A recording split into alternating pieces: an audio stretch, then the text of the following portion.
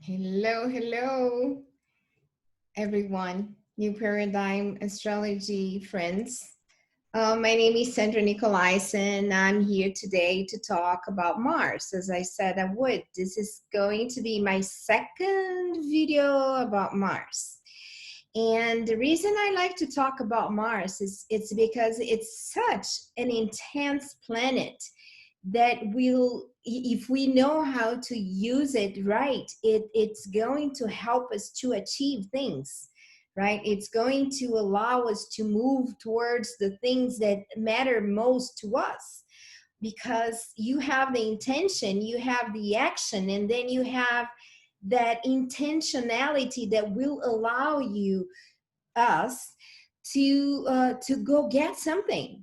The doer's way, that's Mars. Mars is the go-getter, is the intention behind your desire, right? Because you may desire something, but if you don't work to go get it, then it's going to stay in the desire level, and it's not going to be something achievable.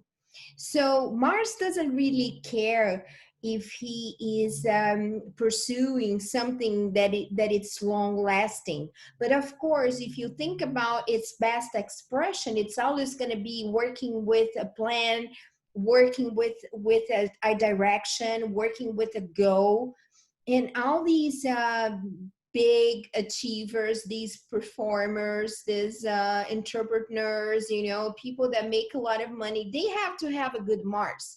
Someone with a expressive way of being out in the world not only has to have a bright sun and Jupiter, but also Mars. And Mars needs a lot more attention because it's fiery. It rules Aries, so it has that kind of belligerent aspect to it that needs to be tamed at least a little bit so that you can achieve the things that you want. So when I think about grit, I think about Mars. I think about Mars even before I think about the sun, because I think grit is courage. Is about something that you need to develop, or either you have it or you develop.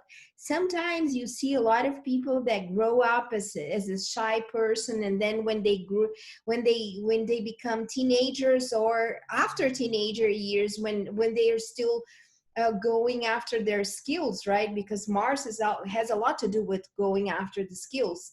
Because if you don't want to use your grit to acquire skills, you're not going to go very far.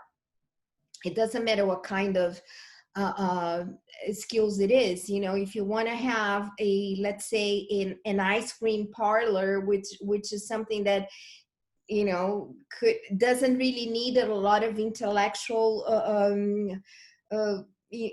training, but it does need it needs you to be there every day to open the ice cream parlor, to bring in new aspects of the ice cream industry, something new that is happening. Maybe you're gonna have some video showing in this ice cream parlor about a skiing contest or something.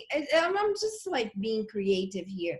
But the thing about Mars is that it allows you to pursue your creativity, to go after something that for some reason is calling you. And if you think about Mars as a way of taking you from point A to point Z, whatever point A is and whatever point Z is, um, it allows you to step forward. It allows you to speed towards things that you want. So I always think about Mars. I think about first, fast, fierce, right?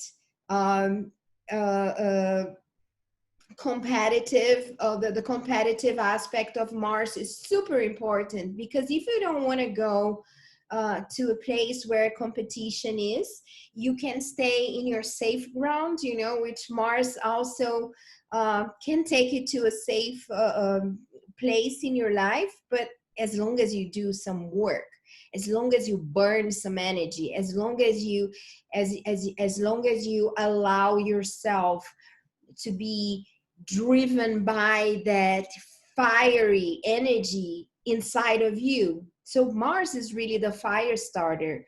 You know, I like to think about being reciprocate, you know, in relationships. Why do I like to think about that? Because whenever you want to get something, you usually you need somebody else to go along with you with your plan. Usually you need that Venus, that opposition to your Mars. So you need to bring into the fore some kind of complementary element, so that this Mars will engage into something that is meaningful for me and for somebody else. Or Mars will just do the job according to its own beat. It's just gonna go towards what means what it's meaningful to me, what it's important to me, what it's like my priority. Or even if it's not my priority, Mars is very impulsive, and Mars can distract you.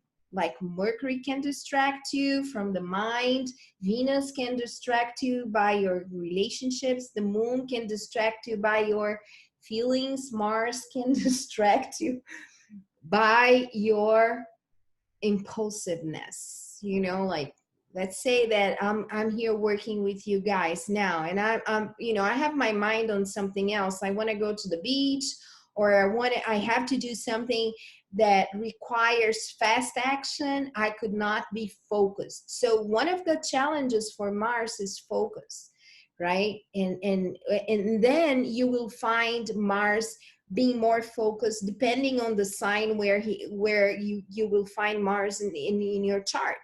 Like let's say that you have Mars in Taurus, Mars in Virgo, Mars in Capricorn, even Mars in Aquarius. You know, this will give you the ability to focus more in what you want. Even Mars in Scorpio will give you that grit in order for you to focus into something that you really want to achieve. So when you go about thinking, you know, observing the evolutionary aspect of Mars, you know that a teenager doesn't have that Mars very well under management, you know, because you're still in that phase, in that cycle of your life where you are expressing Mars in a much more impulsive way. So Mars is also that can be more disciplined as you grow up, as you learn with your experiences, as you learn with your mistakes, as you learn by experience, as you learn by doing. um, I really like to think that, you know, that Mars will take you to where you want, as long as you know where you want to go. You know, that sense of direction, that sense of purpose is something that is very related to Mars. Because if I know where I'm going, if I know what I want, I'm going to direct my energy towards that, and I'm going to pursue a path that will take me there. I'm going to find people that will help me get there. You know, Mars is very much concerned with finding people to fight with him, to fight for him. And so it will be very seductive at times. You know, the opposition is Venus. So you will expect that Mars in certain aspects, it will be very seductive. It will use the powers of seduction in order for him to achieve what he wants. And sometimes that can sound and seem and look a bit selfish, and that can also look like someone is being very narcissistic, just thinking about themselves, which can be true, right? It can be true. Look at the sign where Mars is exalted in Capricorn, which is like very strategic. And then when you think about Capricorn being, receiving that exaltation uh, from Mars, Mars is exalted in Capricorn, you will know how much of that kind of direction that Mars can have, by meaning to do something that will be meaningful to him in the long haul. hmm But if you think about Mars nature by itself, it's impulsive. It's going to be the first one to go grab something, So that's why Mars is a very important planet for people trying to pursue or achieve a career that needs fast action, that will need, especially for athletes, athletes. Sorry. English is not my first language. Athletes, well, people who are into sports. You need the muscles. So in the body, Mars is related to the muscles. So if you have a strong Mars in your chart, you usually have, muscles. You can build mass fast. You can burn it fast too. So you gain it and you burn it. Someone who wakes up early and likes to do things around the house, that's Mars too, because Mars wants to see things done, you know, like when you write down something on your doers list, you tick, you check all the boxes and like do, done, that's Mars. So, we know that Mars is now transiting Aries, which is the sign that Mars rules. And then we know too that this is like the perfect time for you to start something new, even though it's like we are in the middle of a pandemic. I can see that this is also like the perfect timing for you to start something. If you're fed up with your boss, if you're fed up with your 9-to-5 job, if you're fed up with this kind of like loyalty to a lord that no longer represents your grit, this is the time to let it go, because at the end of the day, like I said, Mars is about going after your ecstasy. It wants to be in that stage of fire enlightenment, which is ecstasy. And I'm not talking about sexual ecstasy, even though it is also related to Mars. When you use exchanging so much energy that you end up having that ecstasy, it's a very rare thing for certain people, especially for those who don't have good aspects to Mars. So talking about ecstasy is a hard thing, because if you want to have an ecstasy doing something, like even if it's like doing sports or having sex or going after a career goal, that kind of ecstasy is much more about the whole energy that you produce than the results itself. The results will be there when that much energy is produced towards getting something done, right? And even in sex, I have to talk about sex, because Mars is the sexual energy as much as Venus is, and as much as Pluto is. But that fundamental energy that you embody about having that sexuality, that need to move with your partner, to produce heat, that's Mars. So yeah, then maybe now we could go, we can take Mars around the houses so that we can see how Mars would be acting in your chart. I hope you have it, where Mars is in your chart. So Mars in the first house has a lot to do in the original mandala from the Western society, how we look at astrology from the Western tropical zodiac. The first house has a lot to do with with Aries. So just take that Aries energy and put your Mars over there. But now do a little exercise. Let's say you have Mars in Aries. How is this position going to be seen from whoever is looking at you? Because the first house is always a house that will allow you to express your physical energy, your overall level of energy. So if you see someone with a Mars in the first house, that person likes to move.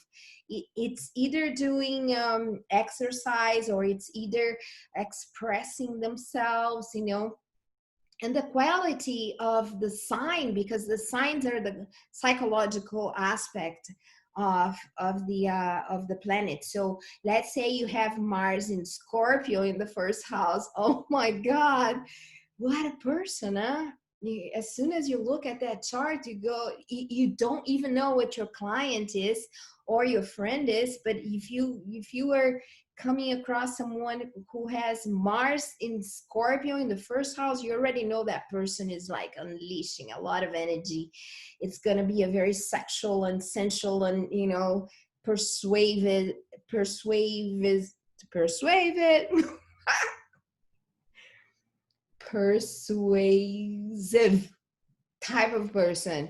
And then think about Mars in Taurus in the first house. That person will be like, a go-getter, someone who's going to go after the money, who's going to really make sure that he acquires the material stability that he wants. He's going to be very sensual, or she's going to be very sensual, but very stubborn too.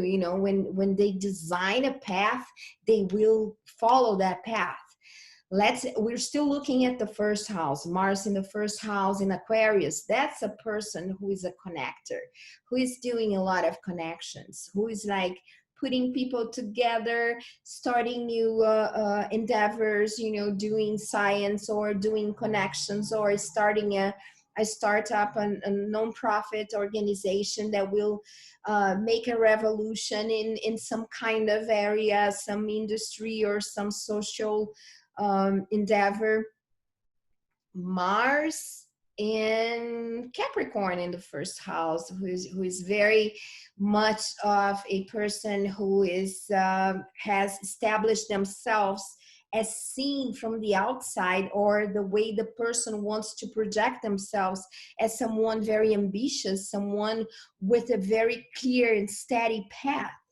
Mars in the first house in Capricorn. Let's look at Mars in the first house in Leo, right? So this person is very glamorous. This person is like, wants a lot of attention, is dancing, jumping, performing, doing something that it's going to call attention, who wants to be seen from its magnetic aspect of its fiery energy. Okay, Mars in Cancer. I'm like doing random kind of like, explanation, but I might have to do a third video, because I don't think I'm going to have time to explore everything I want in this one, but I'll do that. I'll say, okay, so Mars in Cancer in the first house, which is my case. I have Mars conjunct my ascendant in Cancer. And I can say that from my perspective, I'm very protective of people I want. It's a cardinal sign. You have to look at what kind of modality your Mars in the first house is. If it's fixed, it's going to have a fixed expression. If it's cardinal, it will want to start things. If it's multiple, it's going to take a lot of movement into account, and the person will be seen as such with that kind of expression. Now let's look at the second house. The second house is the house of resources. It's the house of skills. It's the first set of tools that you have to acquire something. The second house is very central. Remember that the second is in opposition to the eighth. So the whole sensuality starts with that second house, which on a fixed mandala that allows us to, you know, it's what really gives us the foundation for our interpretation in astrology. The second house is ruled by Venus. So when you have Mars in the second house, the person is usually someone who is going to go after money, who is going to go after getting something done, who is going to put a lot of energy into acquiring wealth. That's the first stability that the person needs, the second house, you know, because the first house, the person is just bursting in energy. Remember, it has a relation to Aries. So the second one is about preservation, self-preservation, Taurus. So it has a lot to do with sensuality, and sometimes because it's so self-sufficient, the person can have a lot of you know, self-pleasuring, because Mars is not really saving anything for later. So Mars is related to that ability of the person, for the person to go after some kind of pleasure, you know, all kinds, like going to a spa. More sexually oriented would be like masturbation, or, you know, like inviting people to caress the caress them all the time, you know, asking for a lot of physical touch. Okay, so let's look at Mars related to the signs now on the in the second house. So let's think about Mars in the second house in Gemini. So it's someone with an ability to that some of the skills of survival, of independence, of financial independence will have to do somewhat with the Gemini energy. So it's someone who is going to have an ability to sell things, because Gemini is about exchange. It's about how I sell things to you. Selling an idea, selling a product, selling an education project, which could be a very high expression of Mars in Gemini in the second house. Or it could be someone who is always talking about what he's going to do, but he doesn't deliver. Okay, depending on the angles that will be affecting that Mars in the second house. So Mars in the second house in Libra, it would be someone with a need to be very seductive in its way, on its his way to, or her way to do things, you know. Will probably be someone who is going to be able to work with high-end markets, because Libra has a lot to do with beauty and harmony and sophistication. And because the second house is also related to Venus, so it's an emphasis that Mars in Libra in the second house will bring that ability for the person, for someone to work with high-end products, with selling, with acquiring, with buying things, you know.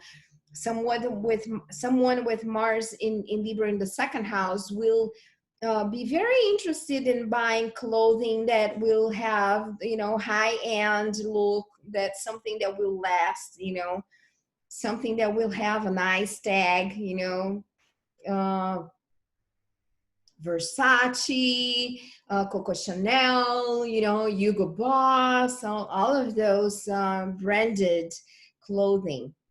And Mars in Libra in the second house could be undecisive too at times, you know, like not really knowing how to use the skills, how to use your skills, how are you going to pursue something that will allow you to make money. So you have to look at the aspects, the angles that other planets are doing to this Mars in Libra.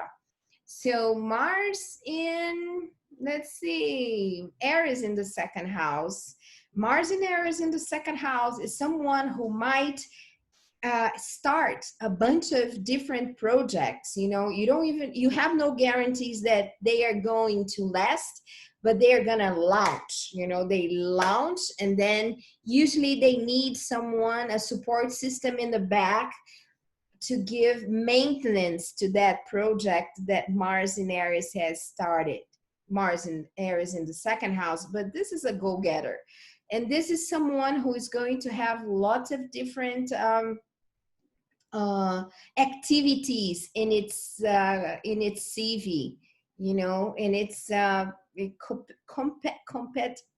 competence, you know, different competences in their lives, because Mars in Aries is always someone who is going to get bored, bored, you know, boring, who is going to get tired of a certain activity, and then it needs to start something else. You know, as soon as something is conquered, you're gonna go for something else. The third house, the Mars in the third house is a very interesting aspect, because it's going to make the person become very talkative. You know, the person will have a lot of stamina to start conversations, and depending on the, you know, depending on the sign that Mars is in. But you already know that Mars in the third house has an ability to express themselves through the talking word, you know, through the spoken word, because it's going to activate the mind. And usually someone who has Mars in the third house is someone who is going to have a restless mind, who is always trying to engage into the next subject, engage in the next activity. So it is someone too that can be you know, at odds with their siblings and cousins and even their neighbors, because that's the nature of third house. It could be someone who knows how to sell so much, because the house of commercial ability is the third house, right? Because it's related to Gemini in your original mandala, where we look for you know, clues of where the planet, how the planet is going to express themselves.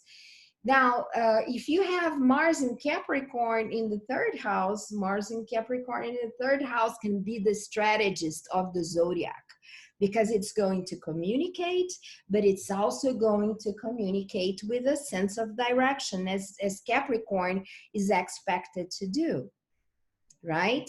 At the same time, someone with Mars and Capricorn in the third house, from a downside, it could be someone who has a very rash and cold way of speaking. And some of that can be true, even under the best influences of other planets. You know, it could be that someone with Mars and Capricorn in the third house will express themselves in a very contained way, with the precision to just inform what it's necessary, and it's using its ability to think and to communicate in a way that its intentionality is based on trying to achieve something for further advancement. Mars in in the fourth house. This is for me the single most um, clear expression of someone who has had a family that went under some kind of stress in the first portion of someone's life, because Mars is the litigation aspect of any planetary aspect. So when it's in the fourth house, I would say that 95% of the times, and when I look at a chart that has Mars in the fourth house, usually that, you know, the person had some kind of litigation with the family, or maybe he was just brought up in a family that was very much into fighting. Maybe the father was fighting with the mother, and the baby was there, the child was there, the toddler was there, being exposed to that kind of violence, because Mars can be violent, you know, and you can take that violent aspect of Mars through the houses and see where the person can, you know, be somewhat triggered or triggering somebody else within when Mars is in the fourth house, because it's related to the first stage of your growing up as a kid, you know, you usually don't have that control um, when you're a kid to control the environment. But what it's most intriguing is that sometimes when a person has Mars in the fourth house being affected by angles coming from other planets that are not so friendly, it can be that someone grew up in that environment and it ends up reproducing that environment as the person grows, you know. When the person is you know, putting together their own family, they are going to bring their unconscious, because the fourth house is a water sign house, it's a water house, so it's also going to be related to some aspects of the unconscious mind, you know, something that you bring from past lives, from other generations. And Mars in the fourth house will always uh, be significant of having people with a strong personality, sometimes strong by fierce determination, a go-getter, or someone who is just a fighter, someone who fought, you know. I like to think that Mars in the fourth house, even though I don't exactly grab that kind of theory, but I understand that this is one single aspect that will also talk about someone who had a previous life as a warrior, as a fighter, you know, as a gladiator, as someone who had a strong need to use the physical expression to assert themselves in the world, you know. Okay, so if I go through the signs, I'm not going to have much time to advance, at least to all the way through the seventh house. So let's keep the signs, okay? Well, just think about, you know, Mars in Scorpio in the fourth house. What would that be if you're reading a chart with that kind of position? Look at Mars in Aries in the fourth house. What kind of energy could, you know, be expressing, you know, could be expressed through that position of Mars, you know. Mm, let's say that, okay, so I said I wouldn't do that, but I'm doing that. Let's say that you are someone who was born from a very famous mother or father.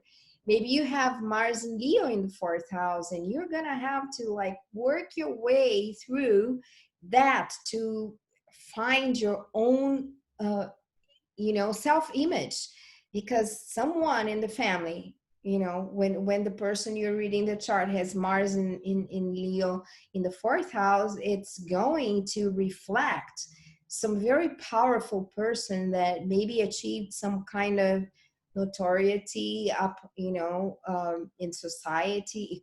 It could be that, you know, if other aspects are telling you that, you know, this could be something that the person, the native, the individual who are you reading the chart to, or either yourself, are going to have to deal with, you know, a very powerful, brilliant, you know, outstanding person in the family.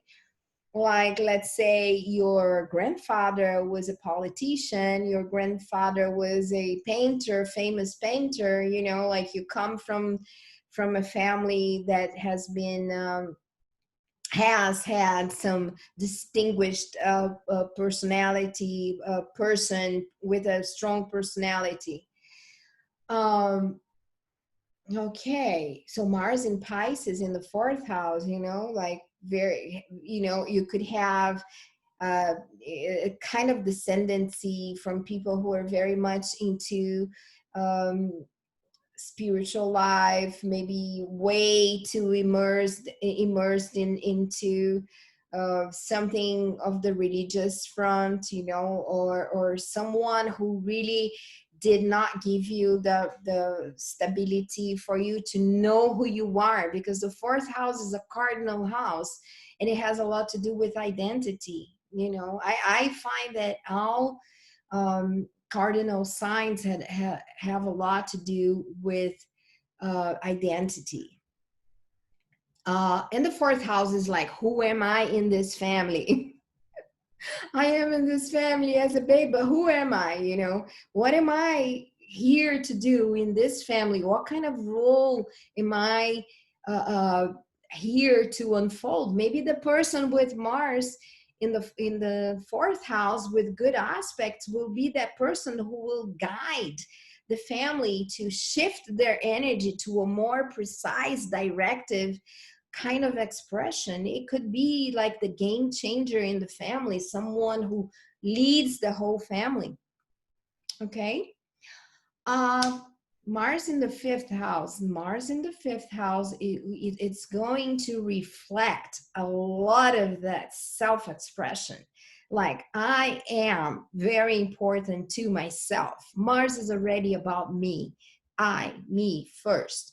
The fifth house is about how am I going to show up powerful, brilliant, notorious to society. And then when you have Mars in the fifth house, you're going to have someone who's going to have to be self-expressive, someone who is going to have to paint, to sing, to step on the stage, to teach, to be an investor with a lot of guts, because the fifth house has a lot to do with investments and gambling too. Mars in the fifth house, you have to make sure that it has good aspects to Mars, because otherwise the person can do like, just throw the whole money, their own money, in the jackpot or poker, or like parties and stuff, like really be on the easy side of pleasure, because the fifth house is also about pleasure.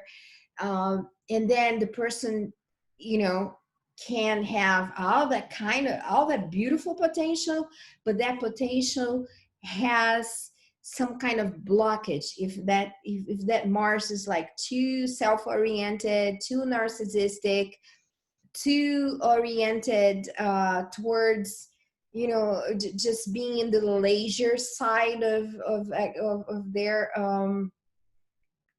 personality. It can be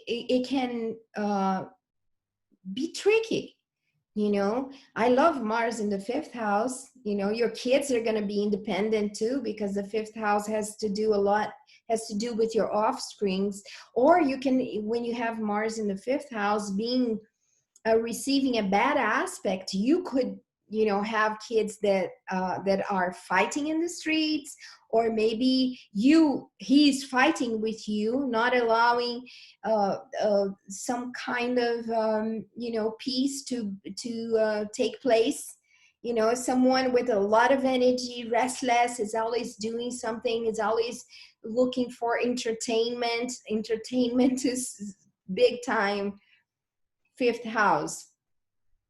Okay, so let's see. Mars in Virgo in the fifth house is someone who could work for someone who is a very famous person, because Virgo is the sign of service, right? So you can have someone with that kind of expression, with that kind of ability to serve the other, or it could be someone that is distinguished by its ability to be very precise and very detail oriented about what it's doing, and it's going to shine out in the world by doing things in this very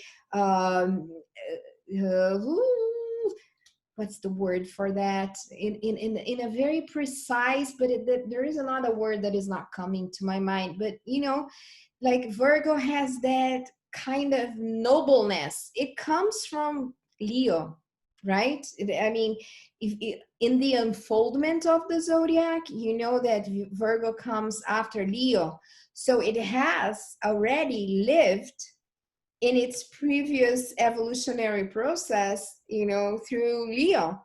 So Virgo is trying to take that ability to show up to the world with its highest and most sophisticated and clear and organized way of showing up to the world. That's an idea to think about.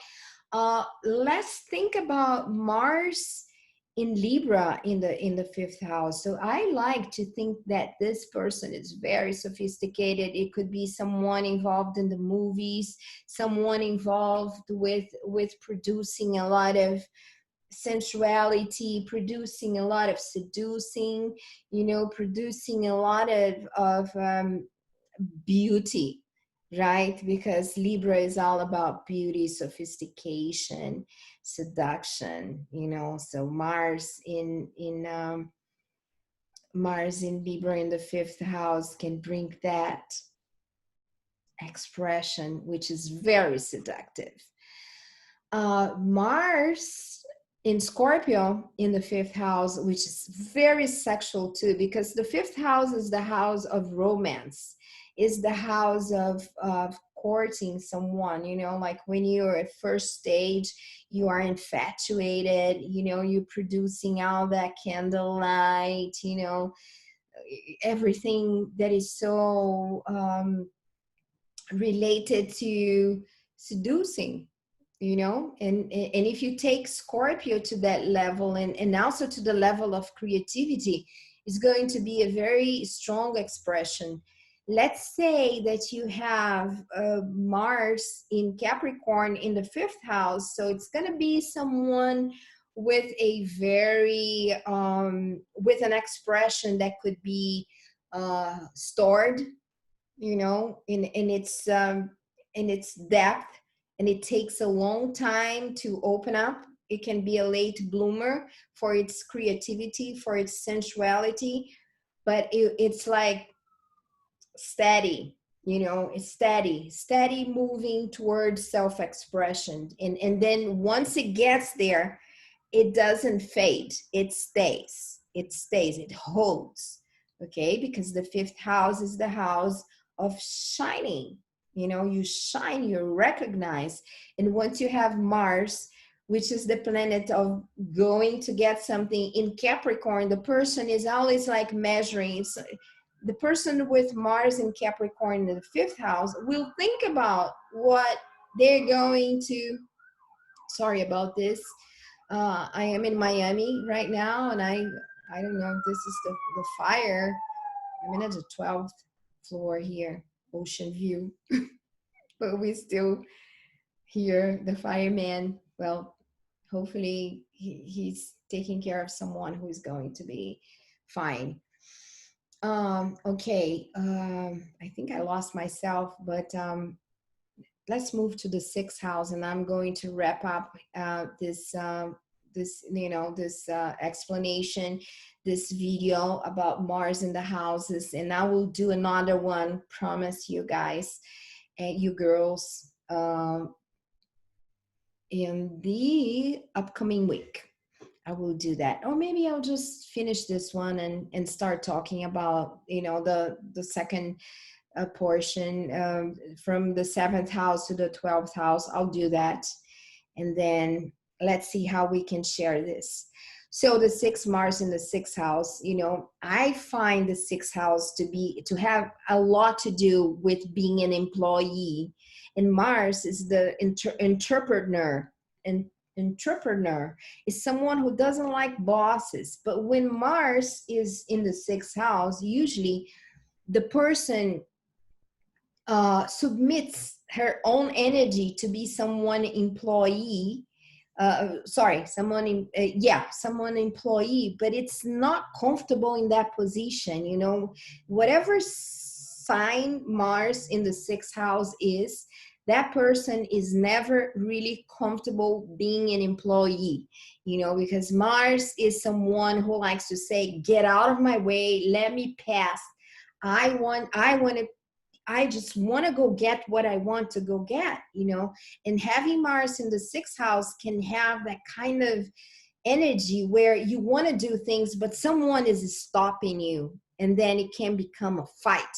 It can be that you fight with your peers at work. It can be that some kind of stress happens in your everyday work, because the sixth house has a lot to do with your routine, how you work. That's the 9 to 5 kind of job. You know, second house is like where you build your skills, you make money. Even if you don't make money, you make money, you invest, you know, in the market, or you start selling something. But the sixth house is a house that requires you to do some steady, presential work.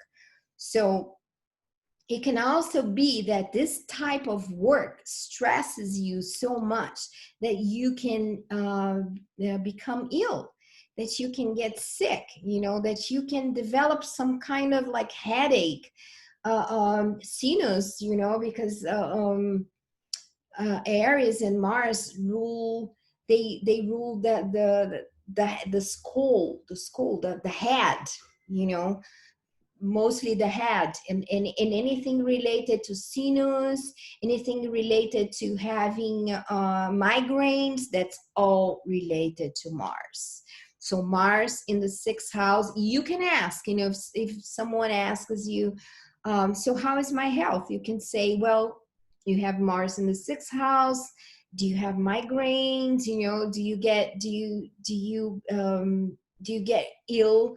Do you go sick when you're too stressed? You know, do you have problems with your employer? You know, do you have a hard time being an employee? And how do you treat your employees too? You know, that reflects how you, taking into considerations that you have a boss type of chart. Planets in the 10th house, planets in the first house, planets in the fifth house. Mostly planets in the 10th and planets in the first house are mostly those who are going to say, I'm going to do it my way.